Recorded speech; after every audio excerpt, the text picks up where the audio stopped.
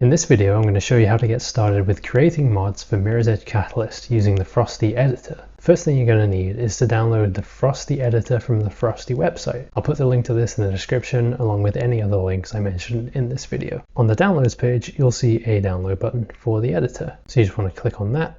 Now that's finished downloading, you'll see it's downloaded this zip file. Just right click on that and click extract all. So once that's finished extracting, open up the folder where the files are extracted to. And before we can start using Frosty, we need to make sure we have some dependencies installed. So open up this prereqs folder, and basically you just need to run each of these executables to install some dependencies. If they're already installed on your computer, it'll probably just tell you that and you don't have to do anything. You can see I already have all of these installed. Once you've done that, now you can open up the Frosty Editor. If you get a pop-up saying Windows protected your PC, just click more info and click run anyway. Then we're greeted by this window asking us to select a game. If it's your first time using Frosty Editor, you probably won't see any of these games already set up, so it'll look like this for you. To locate your games, you can just press this scan for games button and it should find your games. If it has correctly found your games, you can click on a game and click select, or just double click the game to launch the Frosty Editor, and then you can continue to the next chapter in this video. If it didn't automatically find your games, you're going to need to set them up manually. So I'm going to remove this Mirror's Edge Catalyst one and set it up manually. To do this, you need to click New in the bottom right, and now you need to locate where your game is installed.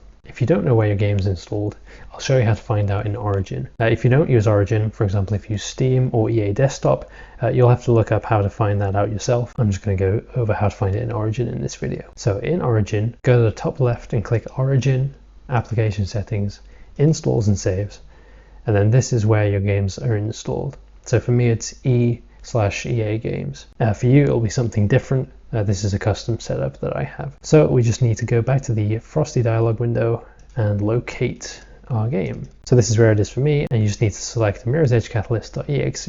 So now that that's set up, you just need to double click it and it'll launch the Frosty Editor. The first time you open the editor, it'll take a while to load as it indexes files and stuff, but this will then be cached, and next time you launch it, it'll be a lot faster. So this is the editor, and initially we're shown this home page. On the left, you can see the Data Explorer, and when you click on a folder, you can see the files contained in it in the bottom left. At the bottom, you'll see a section with a log tab, which is where Frosty will output important warnings and notifications. There's also a tab for bookmarking assets. You simply click on an asset, click the little plus icon here, and it'll add a bookmark. There's also a couple of tabs called references and bundles, but those are for more advanced use and you don't need to worry about them yet. At the top, you'll see some buttons for creating, opening, and saving projects, and some extra menus, which we'll either get to later or cover in another video.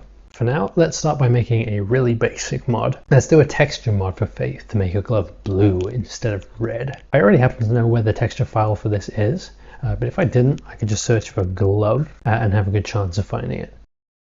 So here it is, and we can open the file by double clicking on it, which opens it in this nice texture viewer. We now have these special export and import buttons at the top of the window, which we can use to export the texture and import a new one.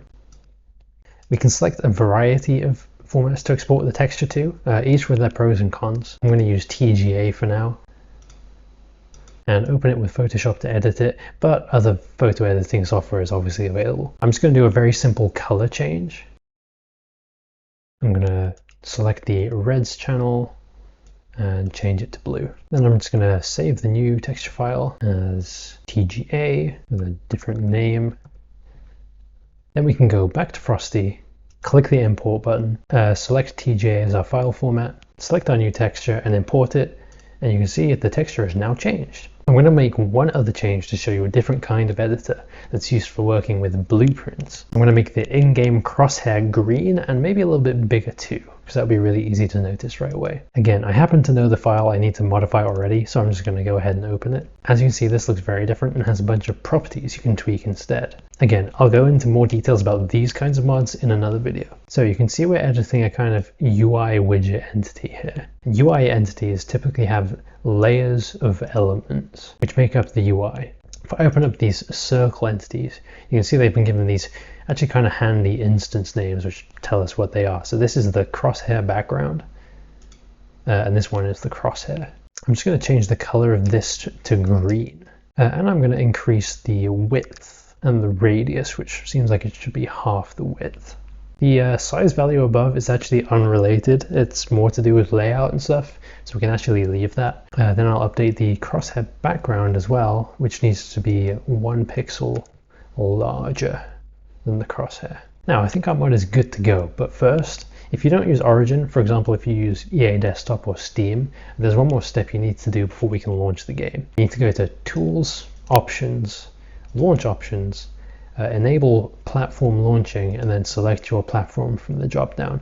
I use Origin, so I'm actually going to leave this disabled, but once you've done that, you just click save. Now we can launch the game by clicking the launch button. It'll give you this warning asking if you want to allow it to run, and you will need to.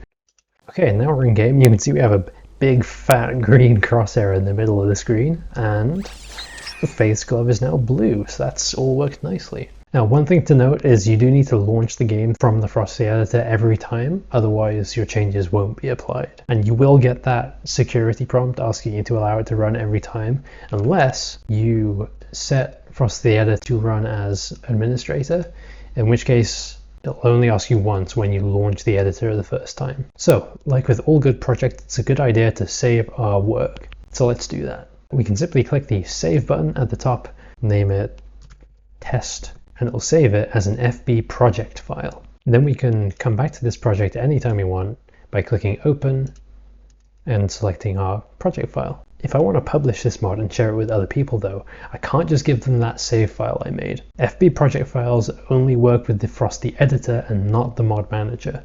To export our mod in a shareable format, we need to go to File and Export to Mod. Here you can fill out some details, and when you're happy with it, you just click Save to export the mod.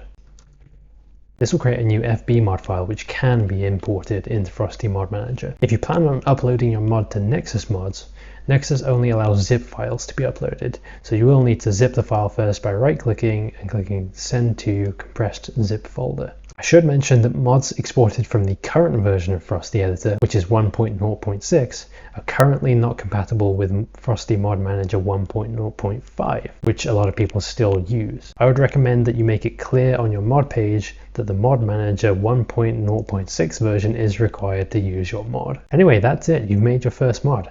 I know this was a very basic overview, but as I've said a couple of times so far, I'll have some other tutorials that go into more detail about modding on the channel. If you need any help with Frosty, please join the Frosty Discord server and ask for help there. I'll provide a link to that too. Make sure you have a look in the solutions channel first and use the search bar to see if anyone has had the same problem as you already and has found a fix before you ask for help. Otherwise, you can use the troubleshooting channel and use this template that's in the README channel to ask for help. I hope you found this video helpful. Thanks for watching, good luck, and have fun.